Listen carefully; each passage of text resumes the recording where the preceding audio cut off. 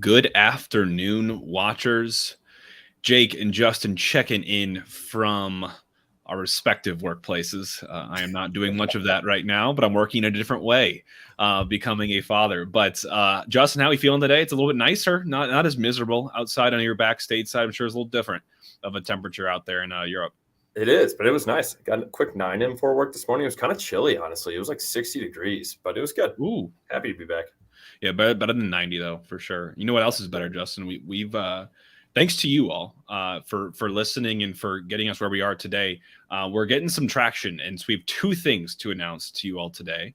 And the first thing being that both of us, yours truly, Jake and Justin, will be on Sports on a Sunday with Tom Ackerman on KMOX on Sunday morning. Usually a show that runs from 10 a.m. to noon on Sunday mornings, and they covered like the full gambit of sports in St. Louis. And we're going to be on probably the very earliest part of the show around 10:05, 10:07 to talk about City and talk about this game coming up against the Galaxy, the loss against Dallas, Messi, and so many more topics. So we're going to have some fun there. So if you're just joining us now, reminder, we will be on KMOX radio on Sunday morning around like 10 a.m. exactly for the Sports on a Sunday morning with Tom Ackerman. So looking forward to that, Justin. The boys are making it up to the radio waves, which is always a blast. But we also have our own show, and we are doing a live recap after the Galaxy game. It is on a Sunday at noon. So this Sunday at noon is when we take on Galaxy. We are going to go live right afterwards, as quick as we can, live from the pitch, doing a recap. We're going to be in that little private room. So if any of you guys see us in there, definitely like wave in. We'd love to chat with you guys afterwards and meet some of the listeners. We know you guys love the pitch just as much as we do. But we're doing a live recap right after the game, like literally getting out of our seats and going to do it while it's all fresh. It's going to be a busy Sunday. It's at 10 a.m., then a noon game, then probably the recap right around 2 p.m. And as you guys have known, Jake's done a couple of radio things. I think it's because his face is better on radio. But I will be joining him this time. I'm pretty excited. Yeah, it'll be good. It'll be good. So shout out to KMOX for reaching out and letting us get to do that. We're excited for that on Sunday morning.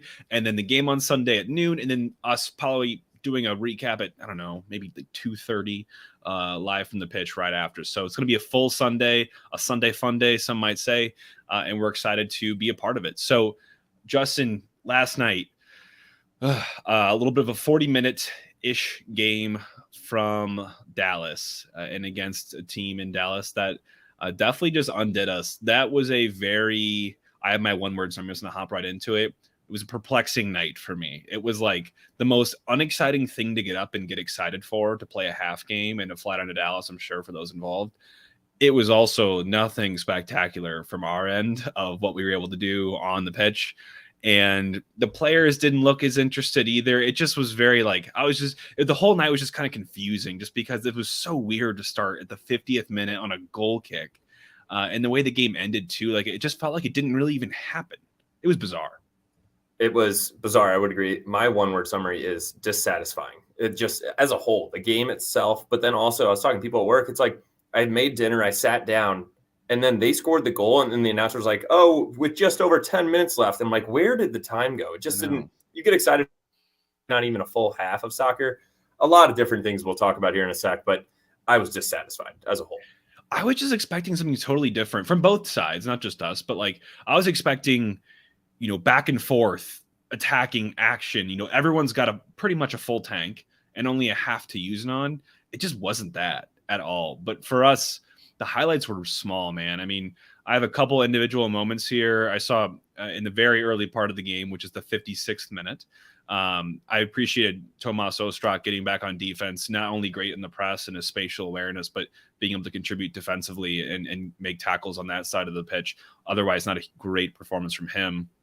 The only person I feel like you and I wrote notes about it at all, Justin, was Leuven, which is so not surprising. But he was the only kind of bright spot in an otherwise very dull evening. But it wasn't just, it was more on his shots that he was taking as well. Right. The first one that we had was a 57th minute. He had an absolute rocket that I don't think the ball rotated once in like a 30-yard travel time. Should have snuck in there. That was a great shot. He had another free kick over the top of the wall in the 73rd. He's going to get one of those, dude. That one just missed on the outside. He had another one that had the goalie had to make a save. I will say another thing that I did see that was good from Johnny, and good to see that Johnny played the entire time, even taking that knock to the nose. He had a great curler. When Johnny gets forward and can whip things in with his left foot, it's very similar for me to like an Indy getting up the other side. So it was good to see him get forward. And then there was another thing on Leuven, just on the 83rd, did kind of like a spin around move and just dribbled around guys top of the box, created his own chance, got it out for a corner, and then whipped in another great corner. But that's all I had for highlights. Yeah, I mean, and boy, you want to talk about lowlights? The attendance was brutal last night. You asked the question live on the show on Tuesday, how they're going to do this. I'm sure they just gave the same people that were at that original game tickets to this, but it was miserable how bad it was. They did. I have a buddy at work, shout out Lucas. He actually bought tickets and went to the original game, and his tickets still would have worked for that game. But I don't know, like, they should have just said, like, yeah, those work. And then also anybody else that wants to come out, because it's like we already talked about it. Wednesday, 40 minutes. Probably takes you longer to drive there, park, and drive home than it does to watch the game. Yeah, it does. It does. And man, was it not great from our end in terms of lowlights. This is one of the first games I feel like we've had, at least recently, where a lot more lowlights than highlights. But I will keep it simple for you. I think some of the general themes that I took away last night was we were making dumb fouls, and those can be the result of the press sometimes. And when it's broken or it's about to be broken, you resort to a foul instead of letting them slip by you. I don't think Berkey was necessarily on his game last night, so his distribution was a little bit off. He made a bad pass, which caused some indecision moments in the back between guys like Nerwinski, guys like Bartlett, and Bartlett had to grab a yellow, which was a really soft yellow, I remember being, by the way. Their goal was ultimately the start of a poor layoff from Nico. He had so much space just to settle it, bring it down, and turn. And he decided to do a one-touch flick on, got picked off, and Dallas just rammed it right down our throats, which we talked about before. Like, this team plays so direct. They have so much speed. If they turn us and they get us running towards our goal, we're gone. It was a bad layoff, but I mean, most of our midfield was just wide open. I don't know where Miggy was on that, because Nico laid it off into some space. Wasn't absolutely awful. And then it was a 1-2 pass straight in for Jesus Ferreira. So that was tough to watch. And we'll talk before I get into we'll talk about the next goal as well. It was a cutback cross, which you mentioned multiple times in the preview, to the back post. Great finish. I don't know where Nerwinski was there. I think then Bartlett had to slide over because I believe it was on the right side. So I don't know where Nerwinski was. And it was a great finish on the inside of the post.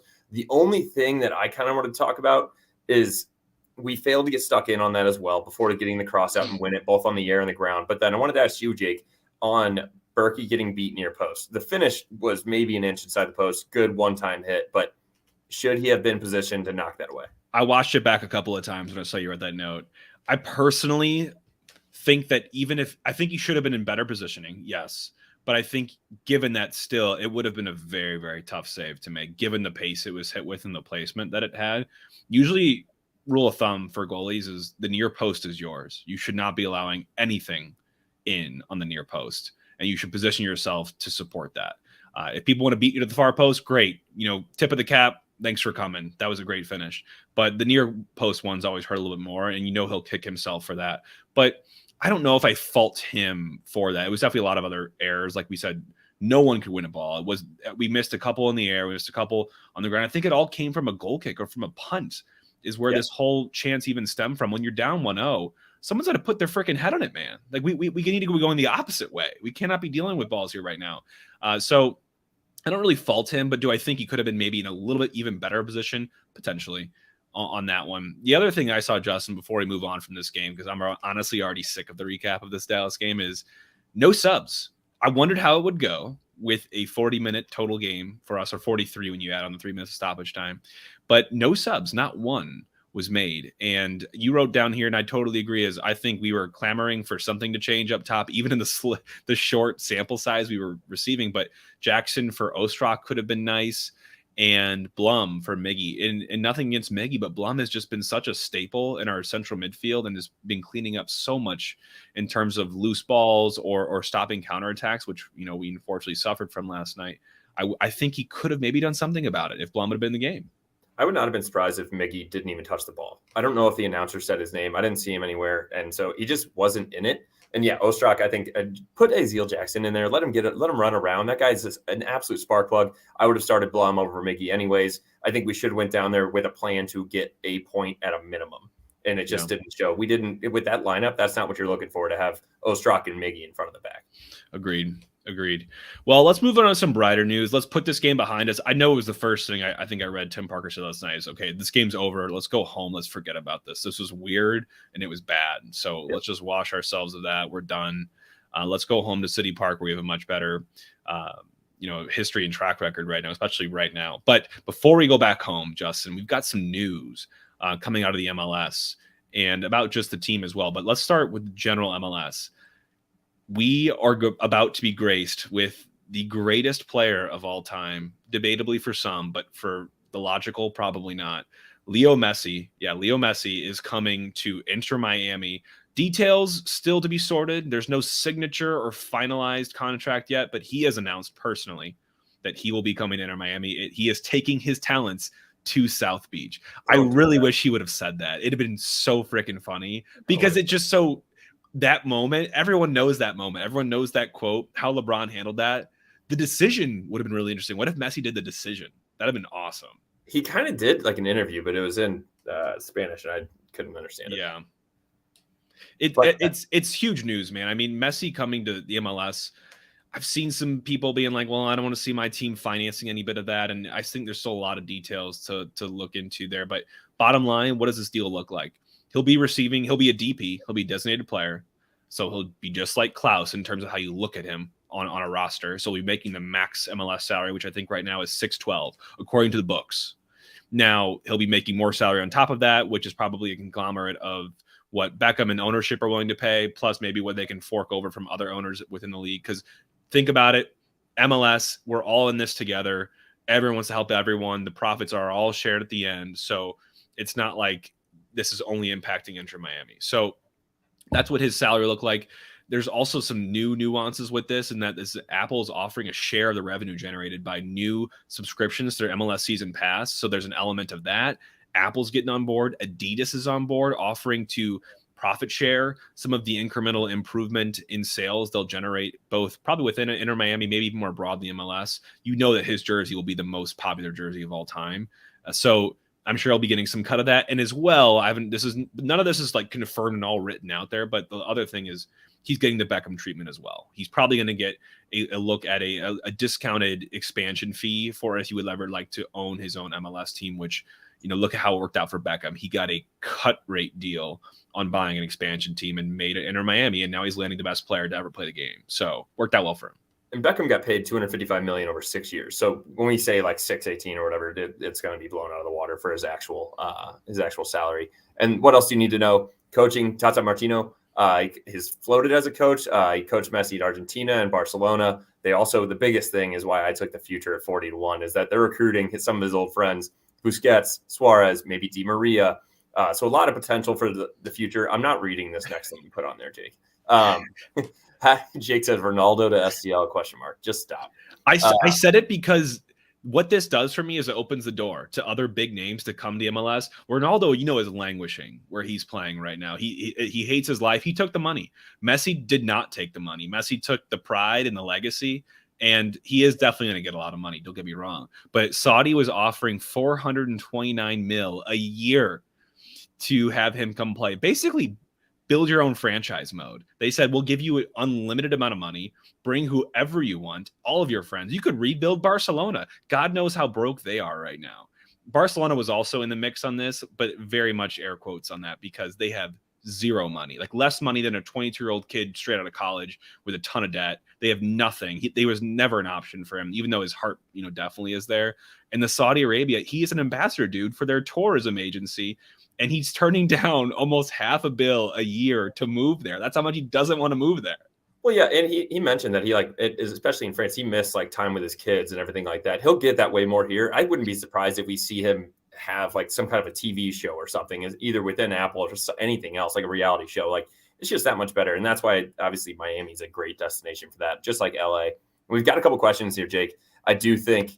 Everybody's asking like Messi, July 15th, will he play when we play Miami here? I do think it's possible. I think it's interesting. I think you already said that they're earmarking the next game 6 days later. And it's a tough time period with how it's working because Miami has a home game on July 4th. Then they're at DC, at St. Louis, and then they're back home for the Leagues Cup. So we're thinking probably more like the Leagues Cup, but wouldn't be surprised if they could Yeah. maybe sneak him in. I mean, it would have to probably be the July 4th game, though, because you really don't want to like debut him on the road, in my opinion. No, you don't. It would be showing off your new toy in a foreign place. I just don't think that would ever make sense for them to do.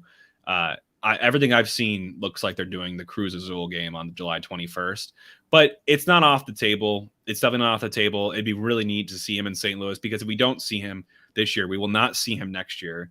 And the earliest we could see him, I'm saying in terms of scheduled matches for an MLS season, we could see him in the U.S. Open Cup, technically, I guess, or the Leagues Cup the following year, or even this year if he plays in the Leagues Cup. But we're not going to see a home game against Miami until at least 2025, right? Because if they want to play us again, we play away next year.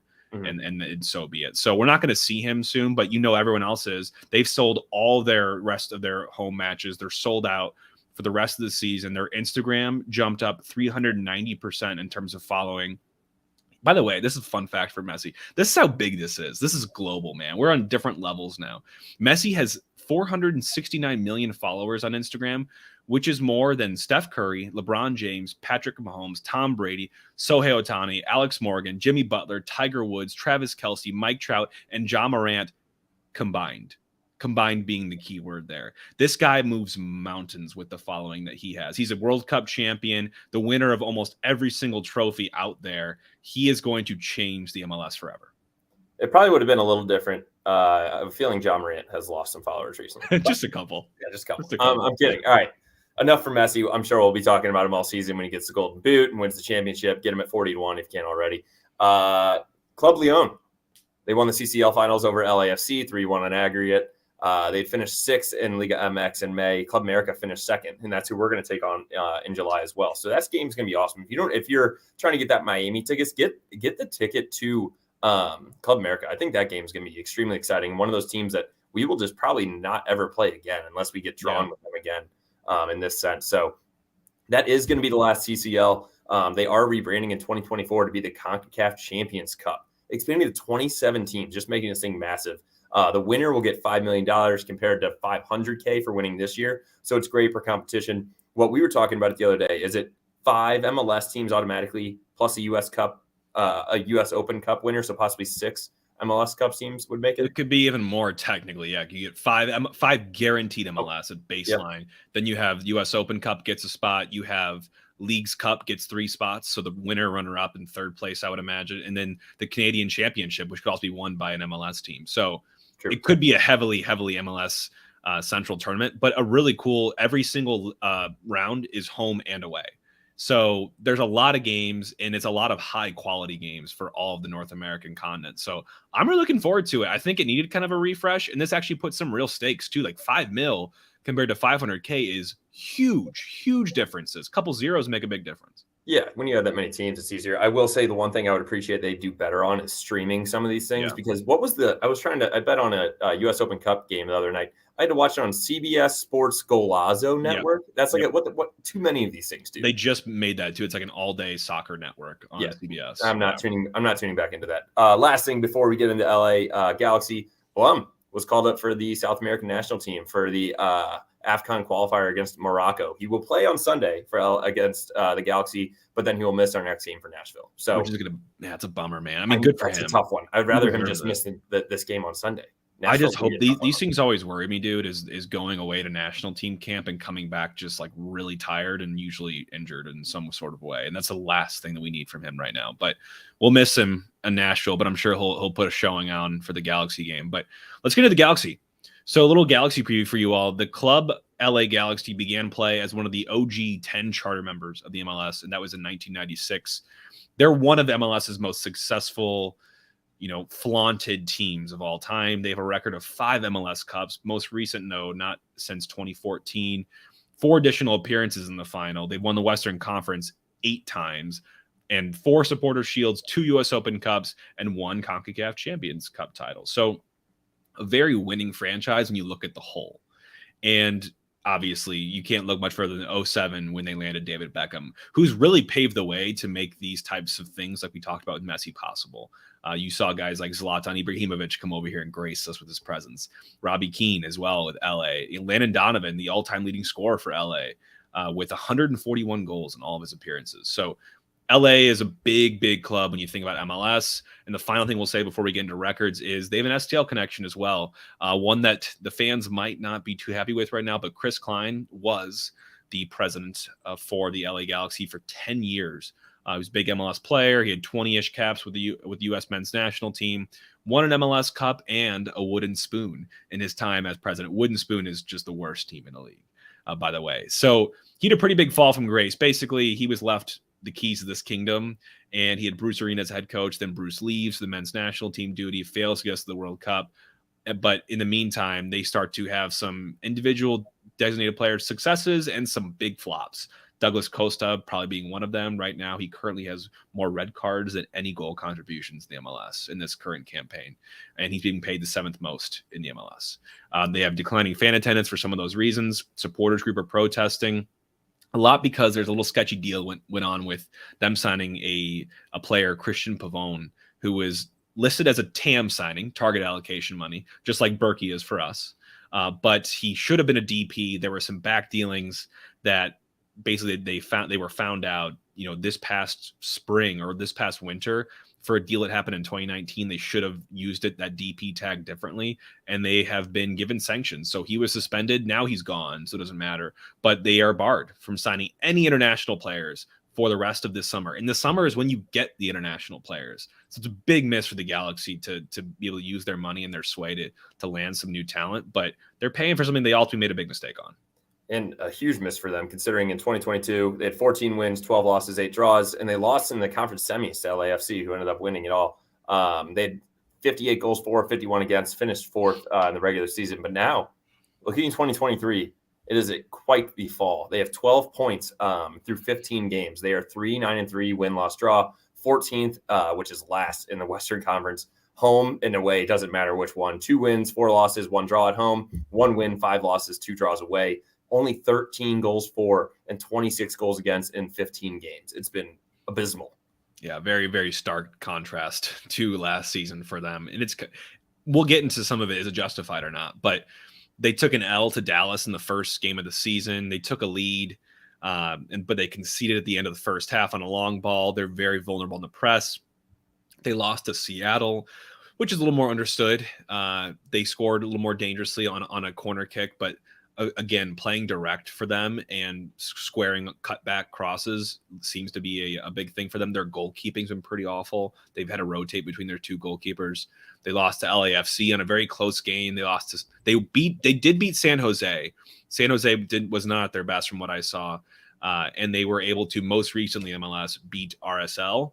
However, they won 3-2. And that was this past weekend. And they just played RSL yesterday in the U.S. Open Cup, and they lost 3-2. So a lot of things going for them. They've drawn Sporting, Vancouver, Portland, and they've lost to Houston, Colorado, and Charlotte, which is not the best track record there. But they've got some really exciting names, man. It's just you look at the roster and you're like, how are they blowing it like this? It's kind of baffling, to be honest. I mean, it's also tough when you have no fans. I mean, think about what's going on over there. I think it's a lot of internal turmoil. They could really use a signing like Messi, but guess what? Can't do that. So don't cheat. Key players to watch: Ricky Puig. Is that? Thank you. That's how you say it. Yeah. Yeah. 23-year-old Spaniard worth $7.2 million, came from Barca. 1 goal, 2 assists. He's their highest rated player in the team. Lead chance creator, and he's pretty successful dribbling. So something to be a lookout in their center mid. And then also one guy that's also been stuck around for a while, Chicharito. Unfortunately, though, in the RSL game, I saw that, Jake. He went down with a non-contact. I've torn 2 ACLs. You could even see it on the defenders. They immediately waved and pointed at him like he needs help. So he's Chicharito. We're not going to see him, but 35-year-old Mexican, joined from Sevilla in 2020. Had stints at West Ham, Bayer Leverkusen, Man U, Real Madrid, Guadalajara. 109 appearances and 52 goals for the Mexican national team. So it's going to suck that they're missing him, and I really wish we could have saw him as well. I agree. As much as, we have a rivalry against Mexico, he's a legendary player, and he's played with some of the best too. I mean, his time at Real was very memorable as well, but not going to see him. Ricky Puig, by the way, just look for the guy that has his shirt tucked in. Only guy on the pitch that does that. He has the shirt and usually has longer shorts as well. So he's the Leuven of the Galaxy. That's like what I used to do in like grade school. You get like the XL shorts that would go like past your knees. You would have no skin showing, and you always had a shirt tucked in. He's a beast. I actually do like to watch him. They have another good striker in Dejan Joveljic, who will probably start ahead of Chicharito given his injury that we just saw last night. He's 23-year-old Serbian, joined from Eintracht Frankfurt in the summer from the Bundesliga, and never really got to play for them. He had a lot of loans, but he's got 2 goals and 1 assist so far in the MLS campaign. And otherwise for them, Caligari is a right back. He's a 21-year-old Brazilian signed on loan from Fluminense in Brazil through the rest of the season. They do have a purchase option. He's worth about $5 million right now. He's a pretty strong right back. I watched a lot of his game too. He contributes offensively as well. Otherwise, they've got some other good shouts in the team. They got Tyler Boyd, who's made some U.S. men's national team caps. He's got 2 goals this season for them. Jalen Neal, who's an up-and-coming big center back in the U.S. kind of pool. He's 19, leads the team in clearances and blocks. And Douglas Costa, who scored a banger of a goal last night, just a great curler from outside the box, who's played also on some great teams, Bayern Munich probably being the biggest that I could think of right now, but he was just out injured and he made his return last night. So you probably will see a little bit of him. Maybe he won't start coming back to fitness, but he's an exciting, cool player to watch. So like you see the names and you're like, holy crap, they've got some talent. It's kind of like Brooklyn Nets back when they had KD, Kyrie, James Harden. Just because you can sign the guys doesn't mean it's going to work chemistry-wise on the field or the court. Quick plug before we get into the style of play. YouTube, please like, subscribe, promote us, ask us questions. We appreciate everybody that joins us live and gives us comments. Also, again, plug in the radio real quick. KMOX on the 1120 at 10 a.m. on Sunday. We'll be there. If you can't catch it live, we'll be able to send out a link. It's going to be a fun little segment, just to kind of touch on all things soccer, St. Louis, Messi, everything. So tune in there. Yeah, looking forward to it. I will say, to getting back into this, Justin, we're going to talk about their style of play with the Galaxy. I feel like if you think about style of play on a spectrum in terms of how you approach recruitment and players, we are on one side, and I think the Galaxy are on the opposite side, where we have a designated team, it's fluffy, but we have a lot more balance on our teams. These guys have stars, but they can't assemble and put them all into the same puzzle together. So they're struggling right now. I think they will rectify it, at least to a certain extent at some point. Hopefully it's not on Sunday, but they're coached by a good coach too, Greg Vanney, who was hired in January of 2021. He coached 250 matches for Toronto prior to that, including winning a domestic treble, where he won the MLS Cup, won the Supporter Shield, and he won the Canadian Championship. That was all in 2017. Posted a win percent of 44%. That sounds crappy. And I just want to cut this out. That's not, because we're considering draws in there as well. So like if he won 100 games and he coached 200 games, his win percent wouldn't be 50%. Oh wait, no, that would be 50%. You would not think about the draws though. The draws the draws help you in terms of making that win per. Okay, I'm totally butchering. I for sure had you following you from the beginning until you were. Make an example. Let me slow it down. Win percentage is just wins over total games coached for him, and 44% is not bad because you're not counting the percentage of games that he coached that were draws, which was like 70 of those 200 games that I just mentioned. So he actually is, if you want to do like a win plus draw percent, it could show a lot better percentage, but he wins almost half the games he plays and he draws a lot of them too. So is the denominator including games that he drew? Yes. Okay. That's why it's kind of diminished. Yeah. Yeah. So if he coached 200 and won 100, is 33% win rate. Yes, that's right. Yep. Wait, no. Yeah. No. He coached 200, won 100. Then it's 50%, but it's even better in terms of point getting because there was draws in there as well. Okay. Yeah. All right. Cool. I almost think a better percent is like non-loss percent. Yeah. Well, so what he does now is a formation of a 4-2-3-1 or a 4-4-2 with 2 number 6s.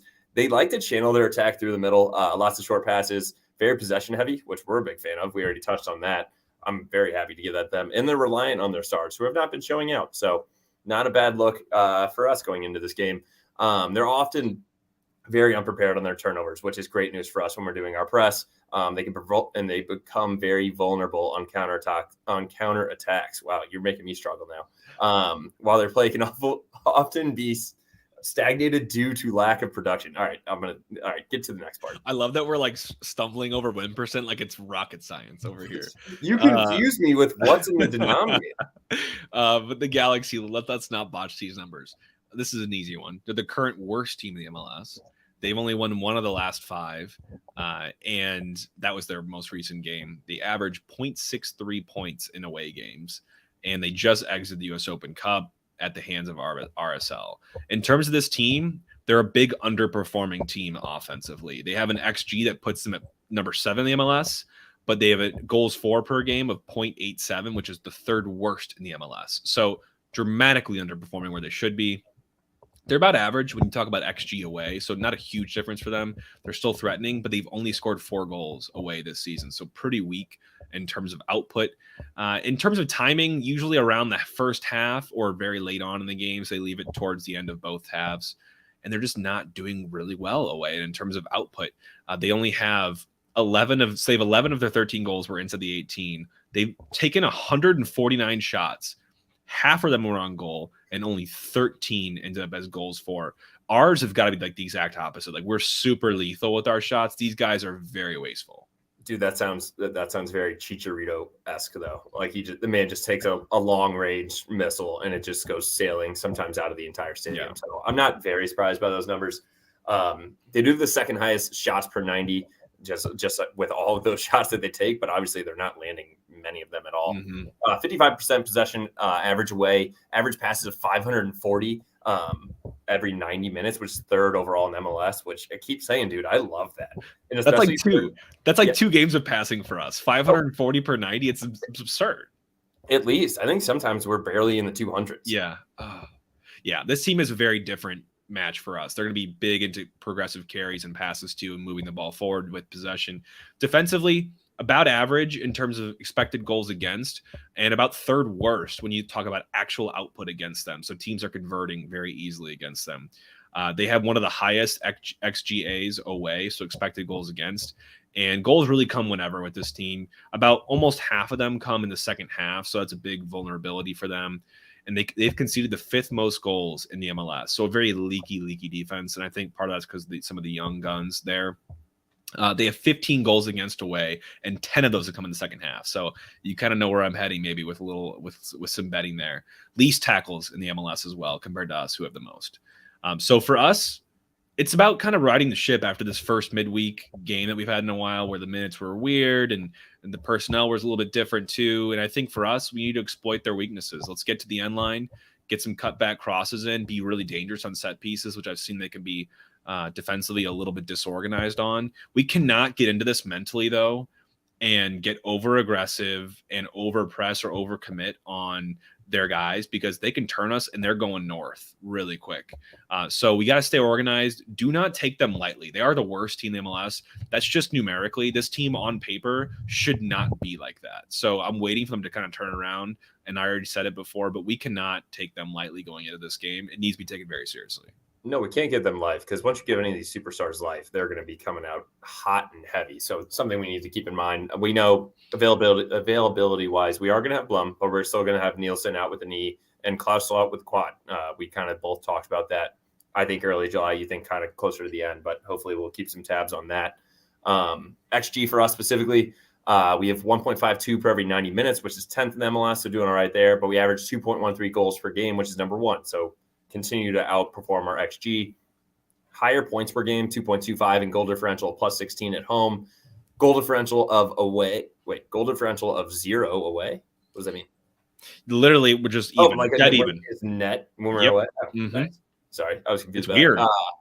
And 30% home advantage at City Park. So this one, we already know that it's going to be absolutely packed. It's going to be an interesting one that I kind of wanted to mention as well, Jake, is Sunday at noon. We haven't had one of these yet. No. And I think it's just going to show us out even more. It's just going to be a nice day on Sunday. I think it's going to be a little cooler as well, but sorry, I'll get back into the details. Higher at home XG per 90 of 1.58. That's 13th in the MLS. 33 minutes is every time we score a goal. So we're looking to maybe score another 3, and we'll talk about what we want to get into to bets for that as well. Absolutely. Well, let's get into the lineup here, Justin. It's looking like it's going to rain. on Sunday as well, unfortunately. But for right now, this is kind of the 11 that I think Carnell is going to go with on Sunday. And I think for the most part, I agree with it. There's not many debates at this point with this lineup, with how it's gone so far. But for the Galaxy on Sunday, this is who I'd go with. Berkey and net. I'd go back to Hebert at left back, Tim Parker, Bartlett in the middle, Jake Nerwinski on the right, and then the same midfield three of Leuven, Vasilev, and Blum. And then I'd actually bring back Stroud on the left and bring back Alm, since he wasn't able to get into this last game, onto the right, and then start Nico up top. So that would be my lineup, a little 4-2-3-1, see how they deal with that. Anything against it? No, I don't think so. No. I still want to see more Johnny, to be honest. But I do like putting Stroud back in there. I think he needs to come back out and be a spark plug that we've missed him as.